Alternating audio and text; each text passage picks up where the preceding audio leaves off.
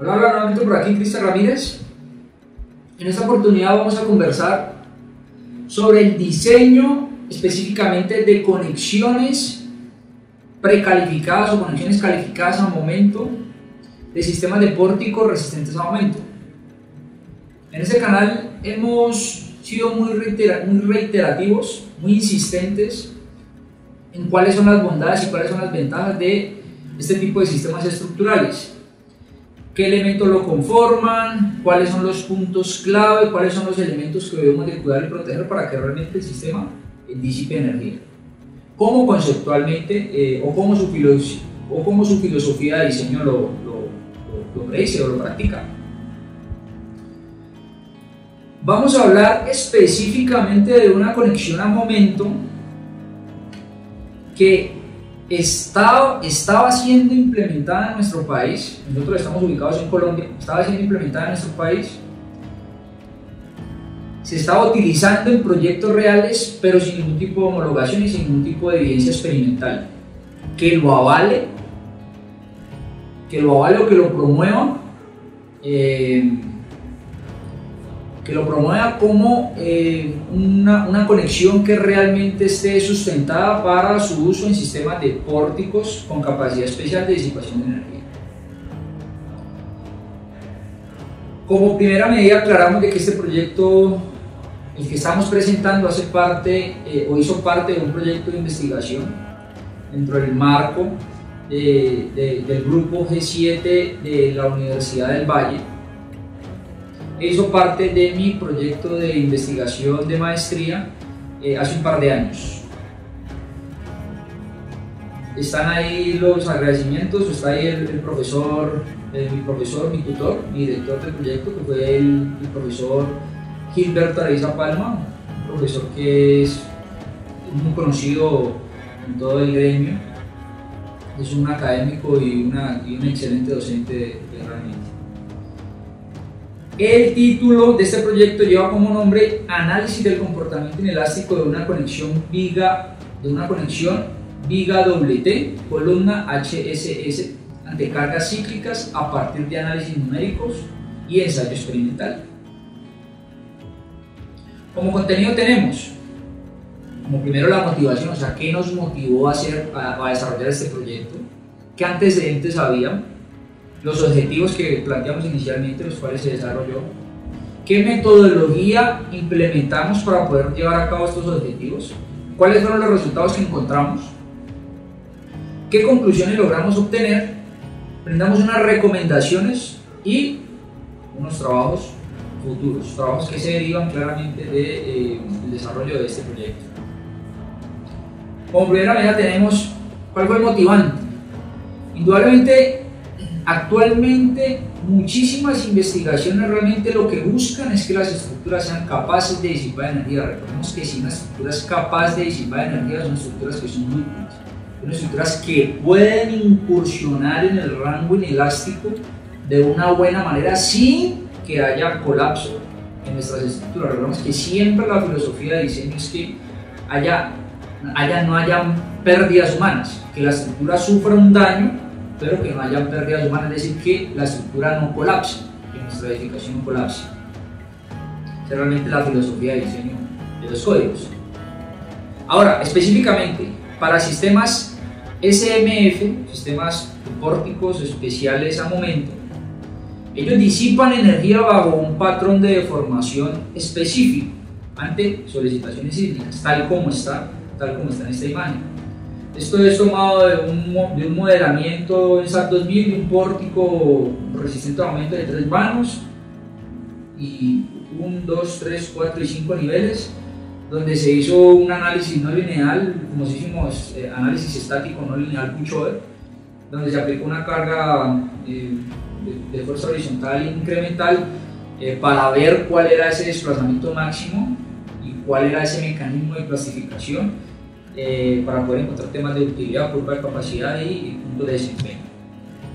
Entonces, esa imagen es extraída de ese modelo simplemente para decir de que el sistema ante solicitaciones sísmicas tiene un patrón de deformación dado. Ese patrón de deformación dado lo que va a hacer es que haya unas concentraciones de daño en ciertos puntos de la estructura.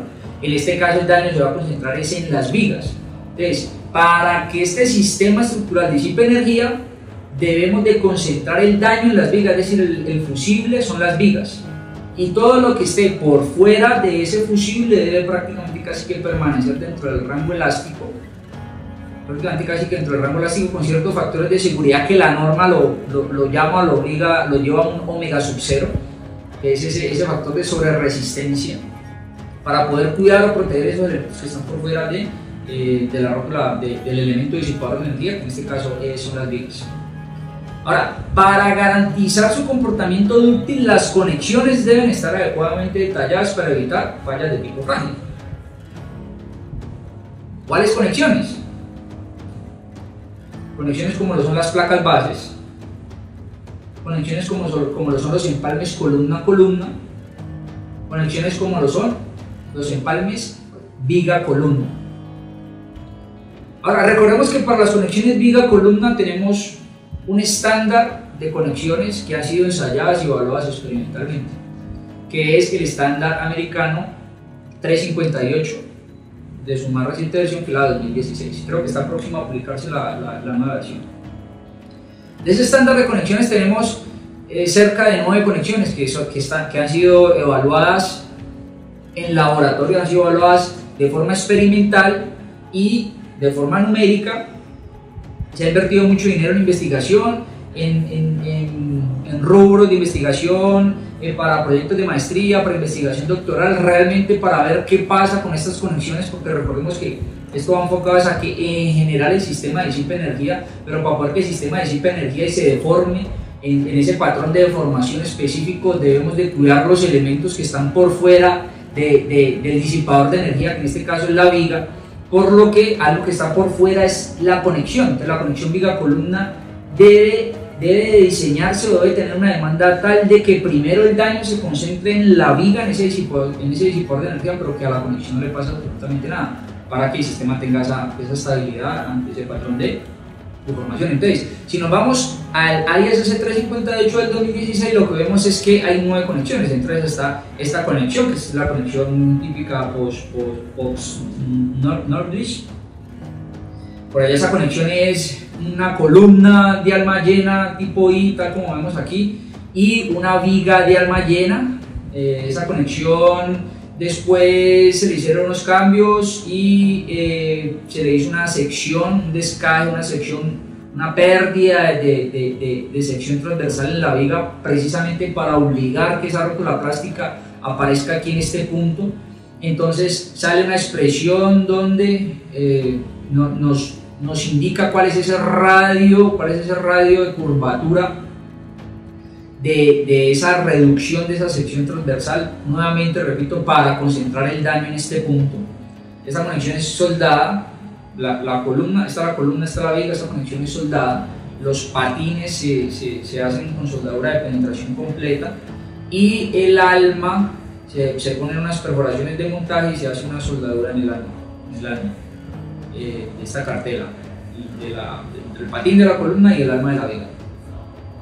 Aquí tenemos esta conexión número 2, esta conexión es una conexión ampliamente investigada por el profesor Tomás Murray y con sus estudiantes de tesis doctoral, donde le evalúa qué pasa si a esta conexión le ponemos una placa, aquí en una placa extremo, una plancha extremo, al final de la viga, se le ponen unos rigidizadores y hizo muchos ensayos y sale la conexión esta conexión está en modalidad de 4 pernos por patín, 8 pernos por patín, entonces viene la conexión 4E, es 4 pernos por ala, 4ES, 4 pernos por ala, pero a eso se le incluye este rigidizador, y 8ES, que es 8 pernos por ala y se le incluye el rigidizador.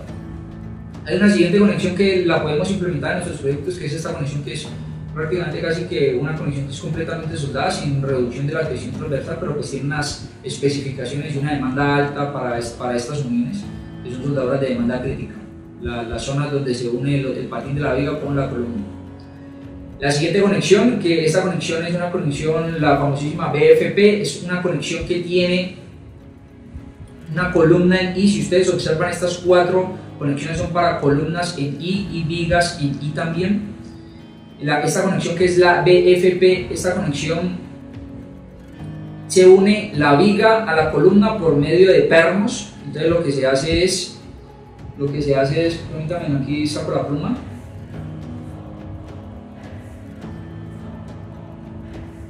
Por aquí estoy. A ver si veo el puntero. Esta es una placa, esta es otra placa.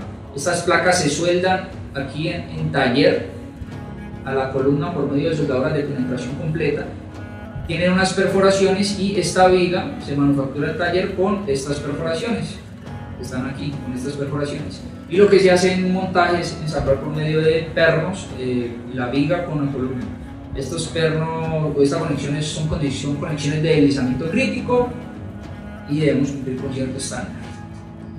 La siguiente conexión de esta conexión, esta es una conexión, la famosísima Kaiser.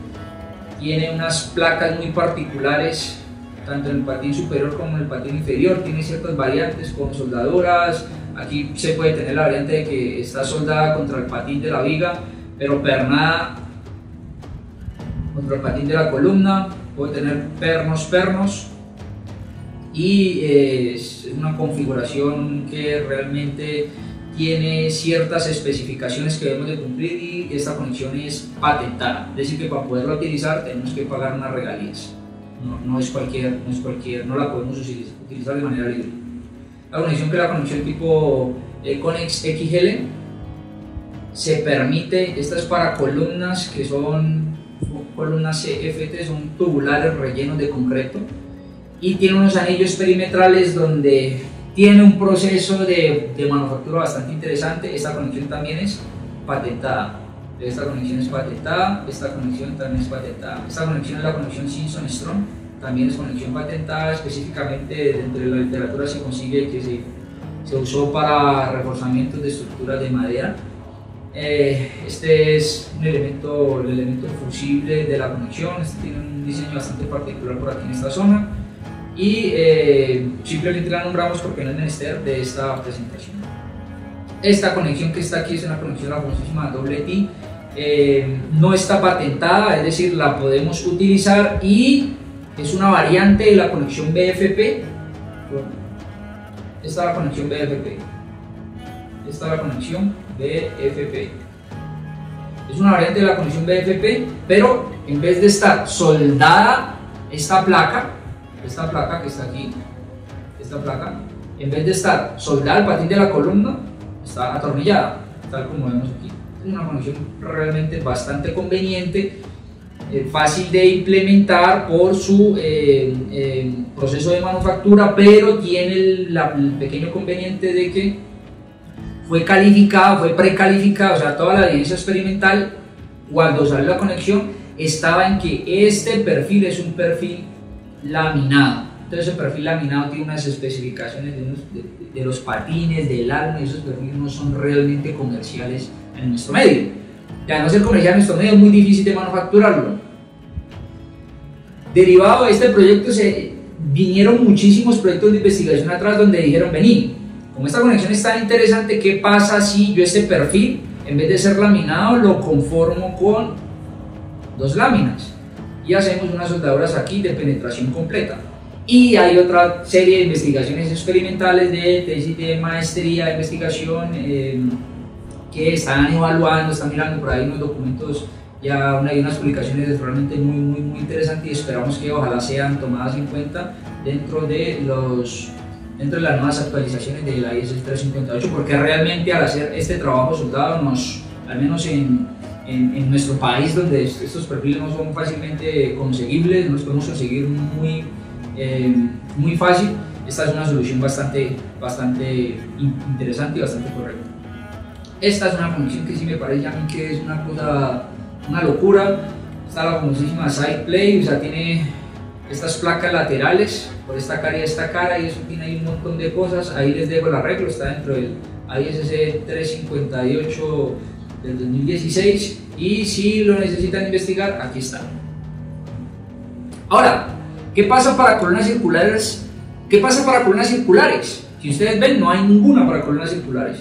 Esta para columna cuadrada, una columna armada, no está rellena de concreto. Esto es columna en I, esto es columna en I, esto es una columna cuadrada rellena en concreto, columna en I, columna en I, columna en I, columna y columna en I. No hay nada para columnas circulares. Ahora, si la columna en vez de ser circular también es rellena de concreto, ¿qué pasa? Menos.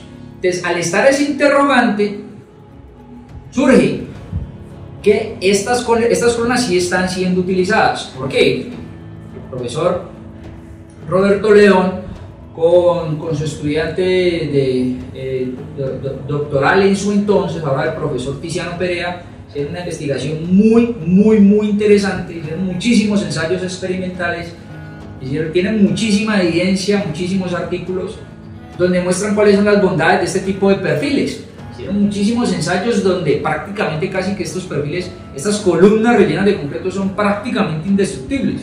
Entonces, como motivación tenemos de que estas columnas las podemos utilizar. ¿Por qué? Porque son arquitectónicamente agradables, son lindísimas, les gustan mucho a los arquitectos. Segundo, el tubo funciona como formaleta.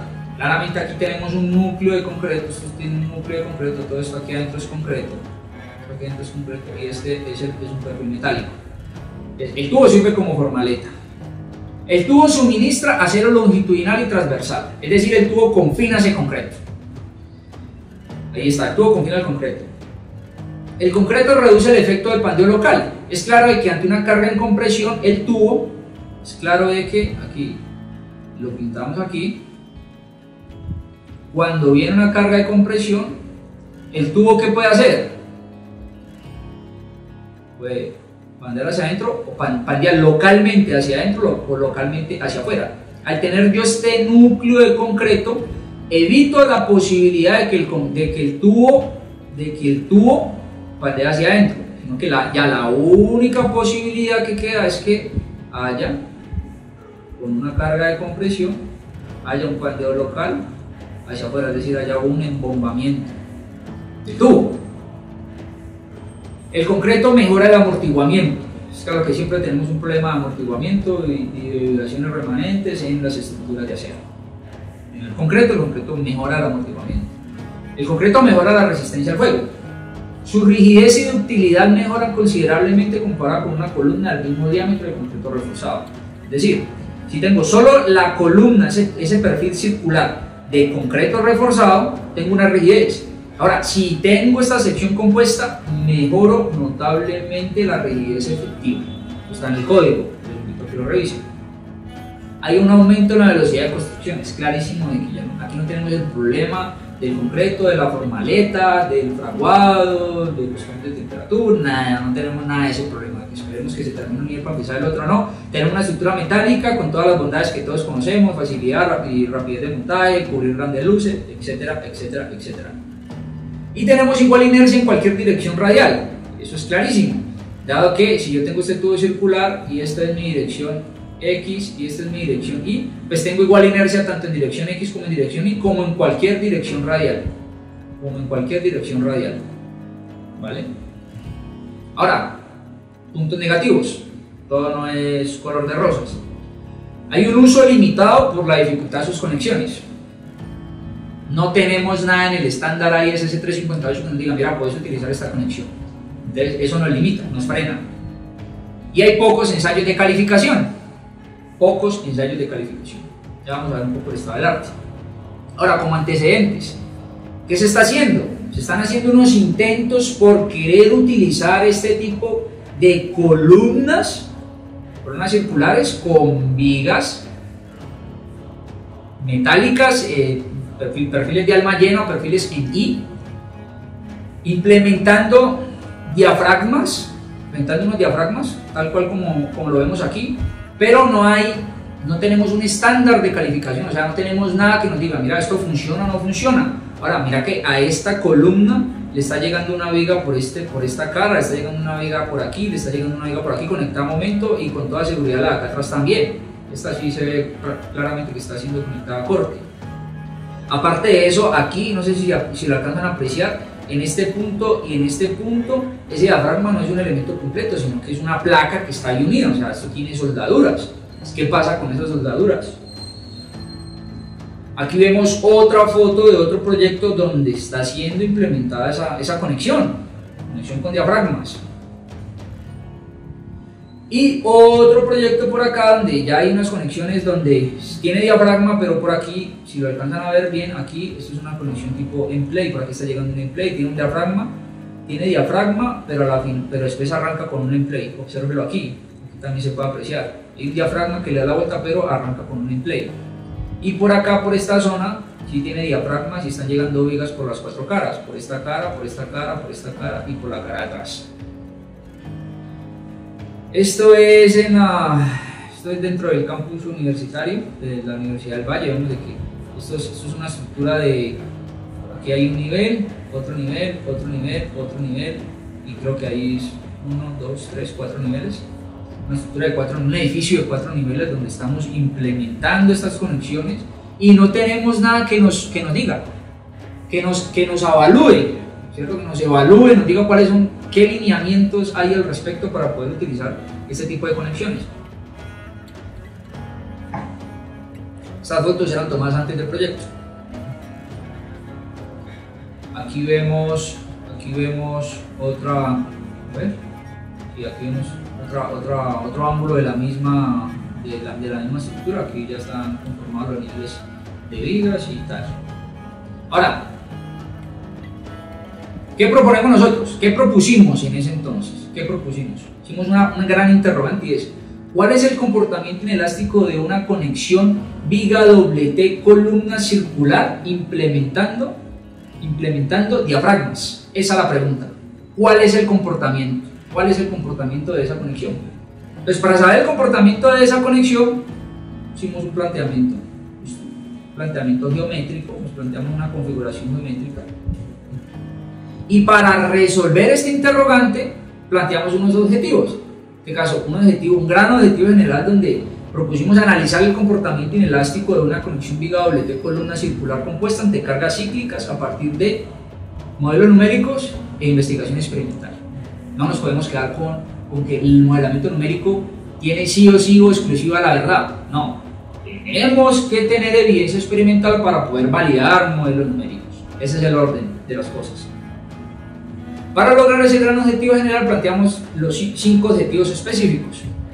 Primero, elaborar un modelo por elementos finitos. Aquí hay una secuencia lógica. Yo lo que quiero la idea que ustedes llenen es que aquí hay una secuencia lógica en el hacer de las cosas. Para poder llegar a ese gran objetivo, primero, elaborar un modelo de elementos finitos que permite identificar el comportamiento de una conexión viga, columna, rellena de concreto ante cargas cíclicas.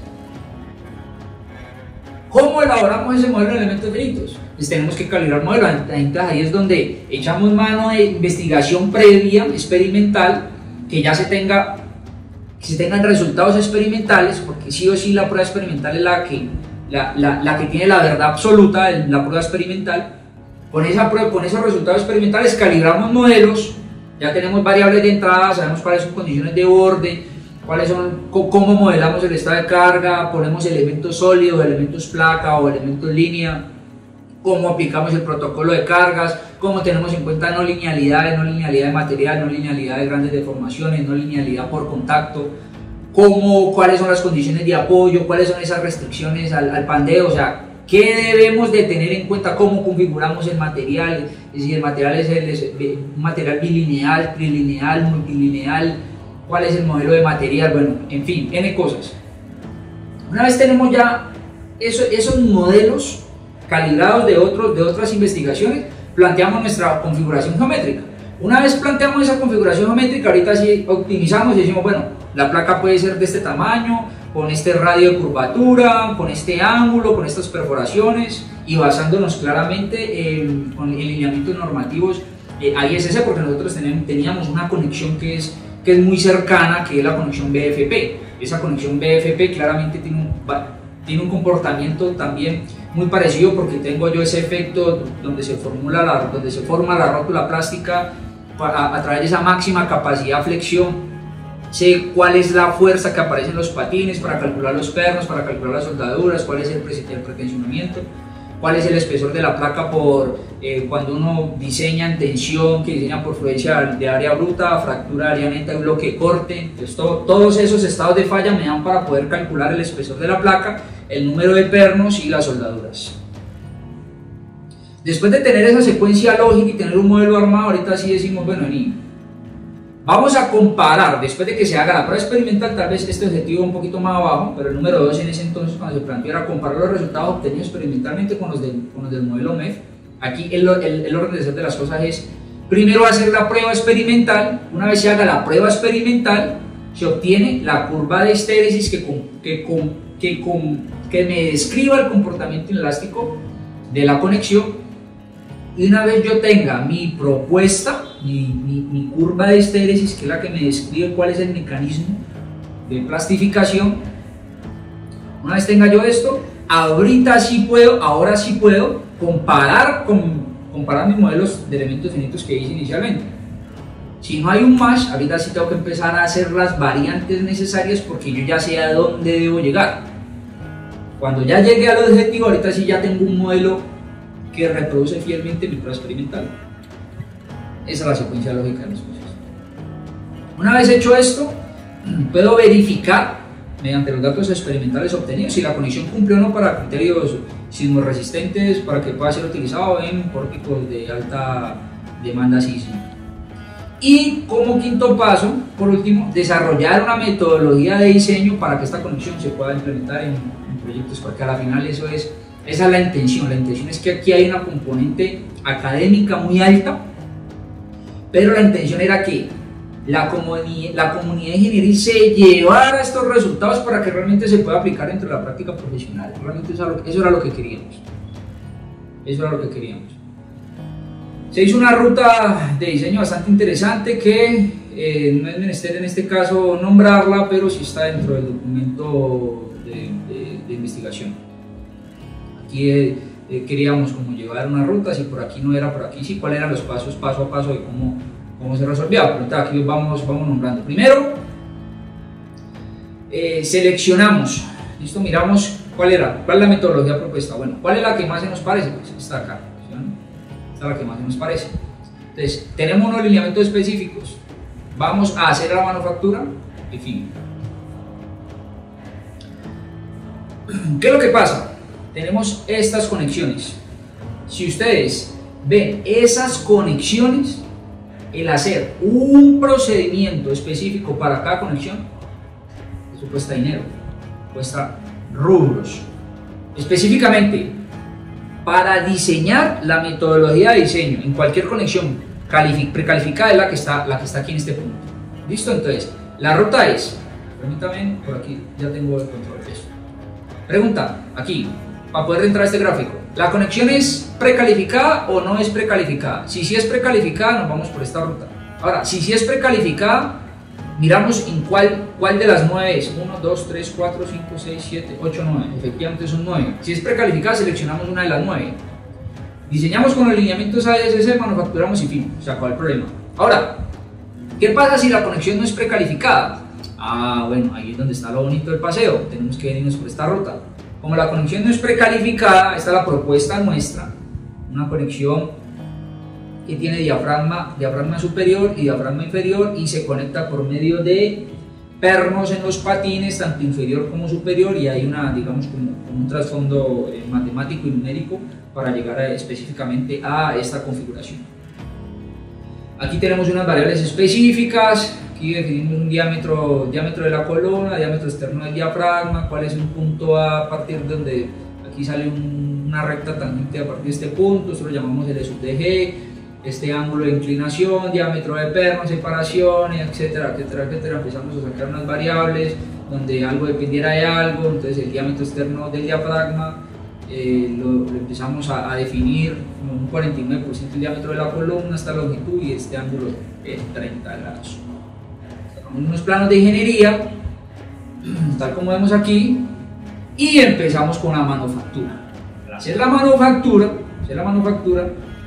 lo que se pensó, ¿cómo se pensó? Se pensó de que la manufactura se pudiera realizar en cualquier instalación de cualquier instalación metalúrgica o cualquier instalación en cualquier taller industrial que tenga un mínimo número de equipos. Es decir, no es pensando en que esta conexión, el proceso de calificación, el proceso de manufactura para la calificación iba a ser de que esta placa, este diafragma, lo íbamos a cortar con una máquina CNC, una máquina que las perforaciones fueran y que los biseles lo hiciera un robot, y que si no es con un equipo de soldadura que cueste tal vez $50.000 no se puede hacer nada.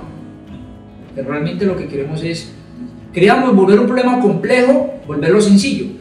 Un problema de manufactura complejo, volverlo sencillo. Es decir, que lo puedan hacer, que cualquier talento local lo pueda hacer con el mínimo número de equipos, o sea, optimizar el proceso de manufactura, pero con unos controles de calidad mínimos claramente.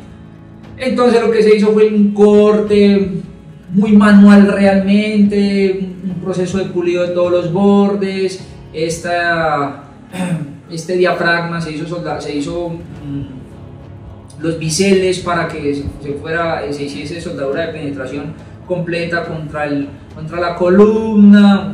Un aporte muy interesante de uno de los evaluadores del proyecto era, como tenemos esa distribución, tenemos una distribución muy uniforme de los esfuerzos debido a esa sección circular y no había un alto concentrador de esfuerzos en esa zona, que hubiese sido interesante ver si realmente era necesario utilizar esas soldaduras de penetración completa, porque hacer soldaduras de penetración completa son costosas versus hacer soldaduras de filete. Es que hubiese sido interesante haber hecho otra prueba con un planteamiento tal de que no fuesen soldaduras de penetración completa, sino que fueran soldaduras de filete. Muy válido que vaya allí porque el proyecto llegó a su fin y había unos rubros involucrados y no había, digamos, o más dinero para continuar adelante con más pruebas experimentales. Entonces se hizo el proceso de manufactura, aquí se está armando la conexión, aquí esto está en posición vertical, aquí hay un operario con un equipo muy interesante, que esto es un equipo Miller multiprocesos y toda la cosa, aquí esto se hizo con soldadura MIG. Bueno, se manufacturó la probeta. Se manufacturó la probeta. Hay un ensayo de calificación. Ese ensayo de calificación hay que hacer un montaje. Este es el marco de ensayo de pruebas de homologación, el famosísimo mapache de la Universidad del Valle. Es un marco de reacción donde la columna se pone horizontal y la viga se pone vertical. Acá arriba hay un acople entre esta viga y entre la viga del marco y la viga de la conexión. Esto es un gato hidráulico, esto que está aquí es un gato hidráulico. Ese gato hidráulico lo que me hace es empujar para allá, empujar para acá en sentido horizontal el marco, es decir, el marco se mueve en esta dirección, así, en esta dirección se mueve el marco. Por acá hay una celda de carga, la celda de carga me registra cuál es esa fuerza que se necesitó para empujar el marco. Por aquí están los apoyos, se hicieron los apoyos específicos para garantizar de que aquí fuese una conexión simple. Aquí apoyo 1 y apoyo 2. Se garantizó de que estas vigas proveyeran, ya les explico el por qué estoy haciendo así, que proveyeran el soporte lateral. Realmente no suministraron soporte lateral, pero hicimos algo. Pero estaban pensadas en que estas vigas dieran soporte lateral en este punto para cumplir con los requisitos que dice la norma de que el LB sea menor al LP. Y por eso tocó hacer, digamos, estos apoyos, subirlos un poco, porque de este punto a este punto era 2,55, o sea, donde teníamos la viga que me iba a brindar soporte lateral estaba muy alta y el LP era 1800, entonces por eso teníamos este problema. Están los apoyos, son apoyos simples, era un apoyo simple, entonces para hacer esos apoyos simples, aquí hay un pasador, este pasador es este pasador que está aquí de color blanco, por aquí hay unos rodamientos de contacto axial para evitar esa fricción entre los materiales. Está el detalle del otro apoyo, vemos por acá una toma aérea de cuáles fueron los montaje del extremo 1 y el extremo 2. Por acá vemos cuál es el acople entre esto, que este es el marco que se desplaza horizontal y este es la placa de la viga. Está la viga, está la columna. Aquí vemos un montaje en 3D de la prueba. Vemos la conexión, estas vigas que son las que técnicamente estaban específicamente allí para como elementos, están específicamente allí. Permítanme, veo algo por acá, discúlpenme. Estas vigas están específicamente allí para brindar soporte lateral, pertenecían al marco. Acá arriba, este punto era el punto de aplicación de la carga, este punto que está aquí. Estas vigas de soporte lateral son estas vigas que está aquí, esta viga y esta viga que está acá, son esta viga y esta viga. Y ahí vemos el montaje, vemos el montaje. Esta conexión es una conexión de deslizamiento crítico. Al ser conexión de deslizamiento crítico hay que pretensionarlas. De los pernos hay que pretensionarlos. Entonces sabemos que para pretensionar pernos podemos pretensionar pernos con método de giro de tuerca, podemos pretensionar con llave de impacto, con pistola neumática, y podemos pretensionar con un torquímetro. Son muy válidas las opciones. Pero así como también podemos pretensionar con arandelas indicadoras de tensión directa. ¿Qué es esa vaina? Eso es una vaina que a mí me encantó realmente. A mí me encantó estas arandelas indicadoras. A mí me encantaron estas arandelas indicadoras de tensión. ¿Por qué? Porque tú pones la arandela, esa arandela tiene una protuberancia. Observen estas protuberancias que ven aquí. Entonces por eso aquí dice arandela sin pretensionar. Las arandelas tienen esa protuberancia. Cuando tú torqueas con una llave, aquí sí necesitamos una llave cualquiera, necesitamos un torque, no necesitamos nada, ningún elemento calibrado, porque precisamente la llave, la arandela la que está calibrada. Entonces empezamos a dar torque, entonces empezamos a aplastar, esto se aplasta. Al aplastarse ya queda haciendo contacto la tuerca con la arandela. Al aplastarse, esto que está aquí por la parte de atrás tiene como un cauchito, que es esto color naranja que está aquí. Entonces cuando se esparce ese caucho, ahorita sí ya técnicamente llegó al pretensionamiento adecuado, que si no estoy mal, de pronto me falla la memoria, búsquenlo en la norma, creo que es el 75 del 80% de su resistencia. Entonces si ustedes ven aquí, no sé si ven los punticos, aquí ven los punticos, aquí también, ahí también ven los punticos, por aquí ven los punticos, y por acá ven los punticos, aquí se ve, bueno, todas fueron pretensionadas, todos los pernos fueron pretensionados. Si ustedes ven, tiene 16 pernos, 2, 4, 6, 8, 10, 12, 14, 16 pernos. Para que se hagan una idea, tiene 16 pernos. Este espesor de esta placa, de este diafragma, fue de 19 milímetros. La viga fue un perfil IP 360. Continuamos. Esta fue la forma como, digamos, el utilaje que se implementó para que hubiese esa transferencia de cargas entre el marco y la viga del ensayo. Aquí está el protocolo, lo que les explicaba. Eso tiene un protocolo de desplazamiento. Ese protocolo de desplazamiento no es cualquiera, eso está en la FEMA 350, eso está en ISC 358. ¿Cuál es el protocolo de desplazamiento? Tanta rotación, tal desplazamiento, tanta rotación, tal desplazamiento, como se está viendo aquí.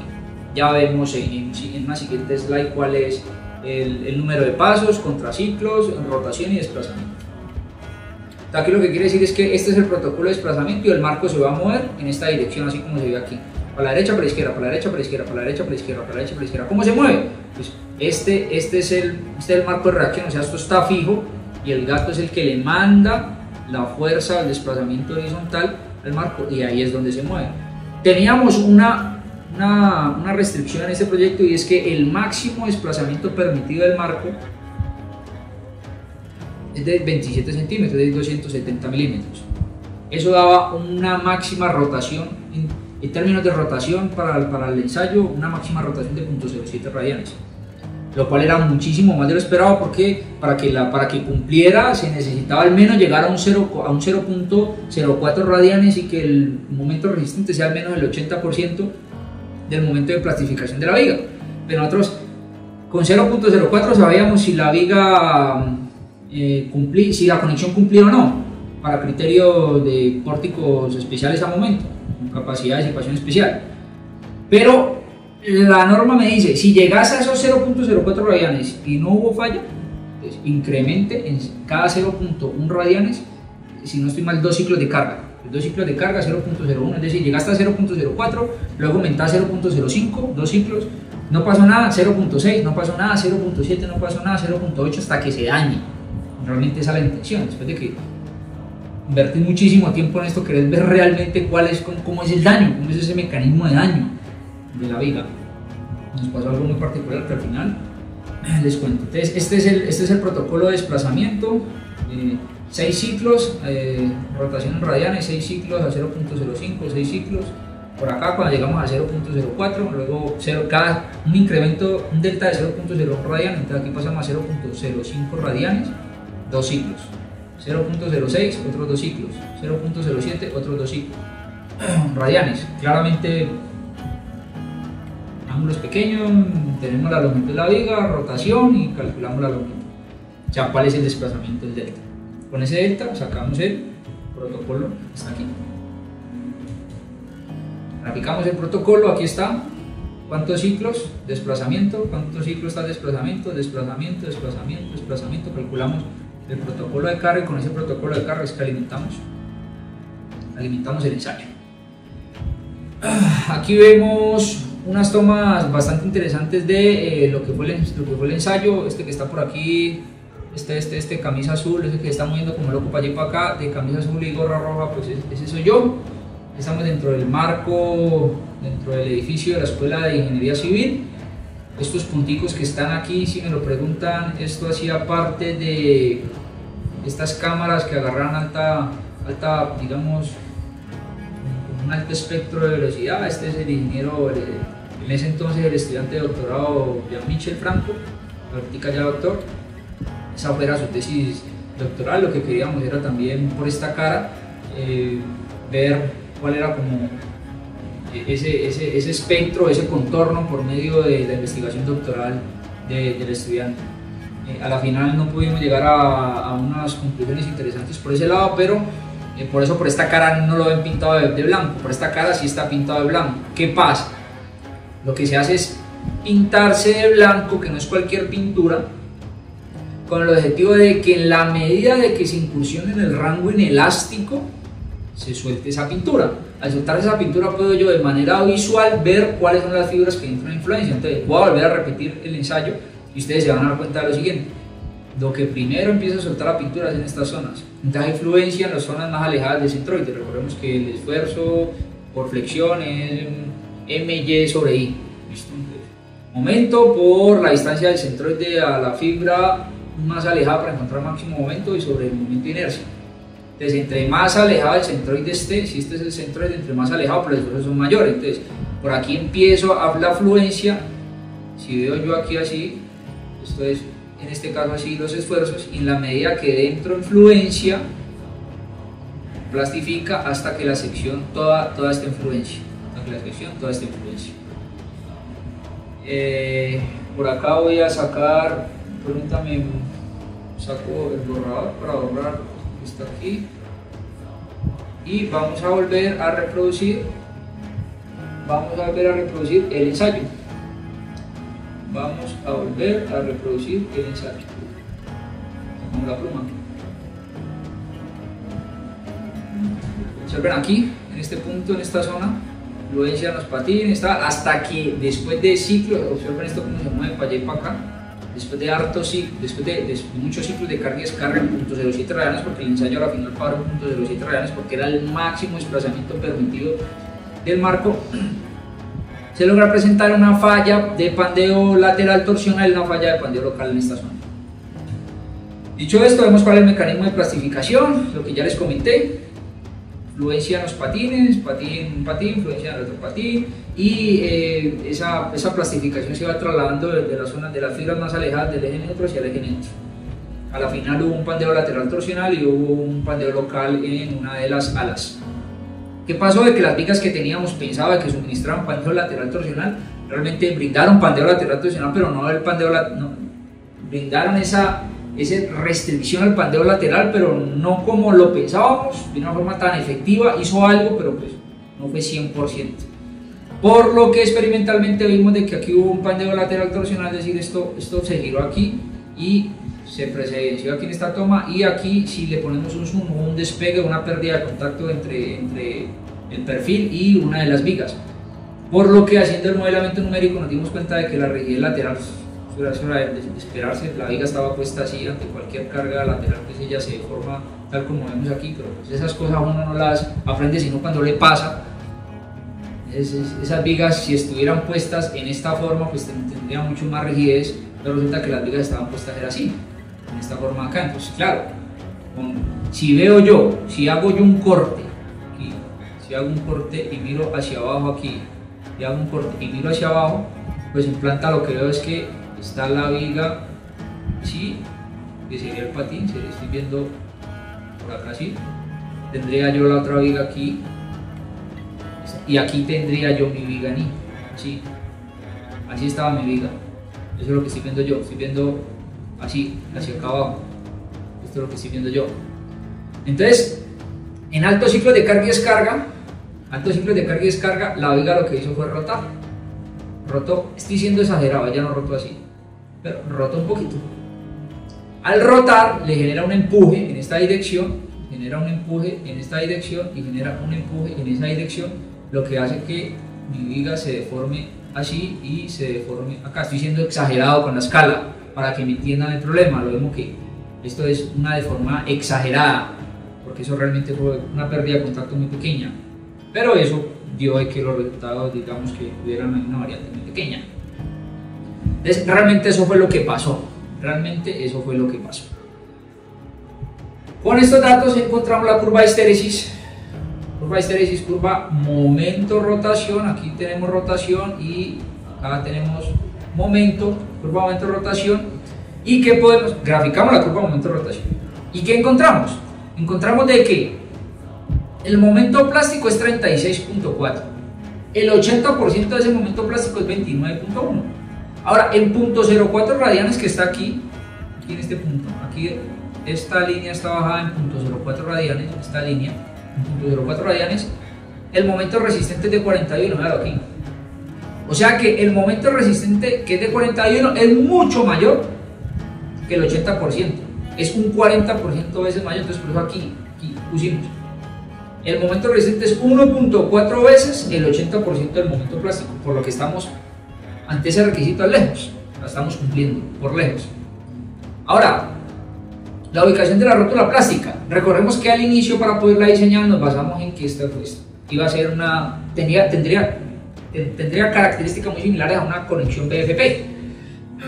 Esa conexión BFP supone de que la ubicación de la rótula plástica está preciso ahí donde termina esa última fila de pernos.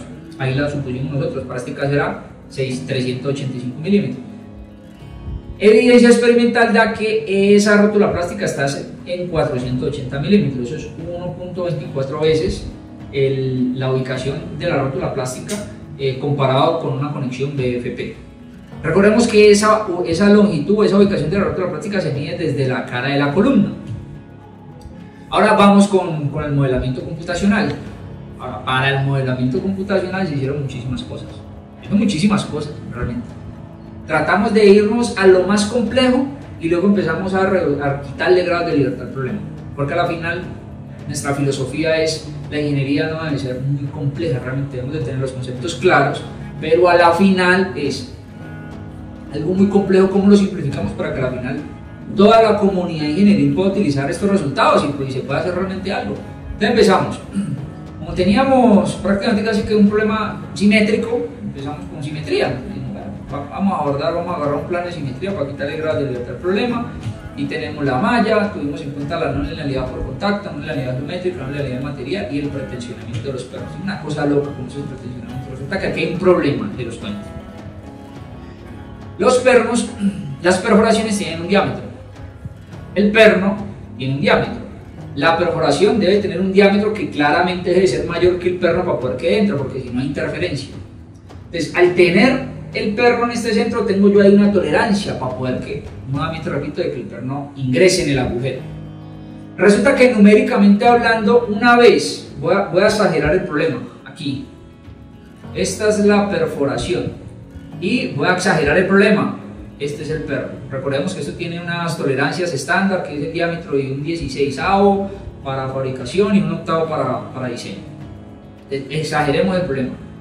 Una vez el perno se empieza a mover hacia allá, se mueve un poquito, se mueve otro poquito, se mueve un poquito, se mueve otro poquito, se mueve otro poquito, y él viene a entrar en contacto cuando está por acá en esta zona. Entonces, en ese transcurso de que este punto pase a este punto, hay un problema de cuerpo libre, un problema de movimiento, de cuerpo, sí, de cuerpo libre. Se está moviendo, nada que lo restrinja. Entonces, por balance de energía no tenemos nada que esa energía cinética, porque hay un movimiento translacional, un medio de la masa por la velocidad al cuadrado, esa energía cinética no había nada que le igualara, o sea, no tendríamos energía de formación porque no hay contacto. Al no haber contacto, ahí es donde se presentaban los problemas de divergencia numérica. Entonces aparecía error, empezamos a investigar proyectos de tesis doctoral, porque hay proyectos de tesis doctoral donde abordan esto. Involucramos unos modelos mucho más complejos para llegar a una conclusión de que había una forma muchísimo más fácil de resolverlo que en una siguiente ocasión. Ese es motivo para otra charla, y los comentaré. Mecanismo de plastificación, vemos cómo realmente la prueba experimental, el modelo numérico reproduce bastante bien. Observen aquí esto que está aquí, observen esto que está aquí, la rótula plástica donde se dio, la rótula plástica donde se dio, o sea, hay bastante consistencia en los modelos.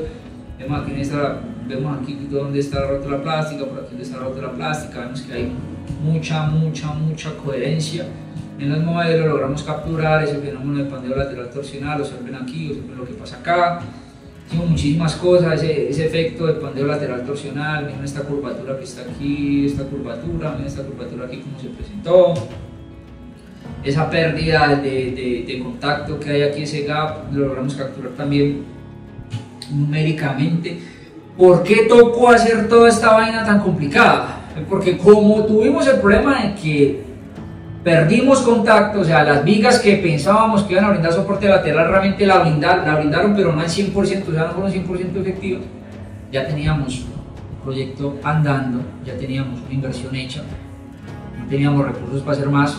Entonces lo que hicimos fue, necesitamos sí o sí necesariamente reproducir numéricamente lo que se hizo en el ensayo, porque necesitamos reproducirlo.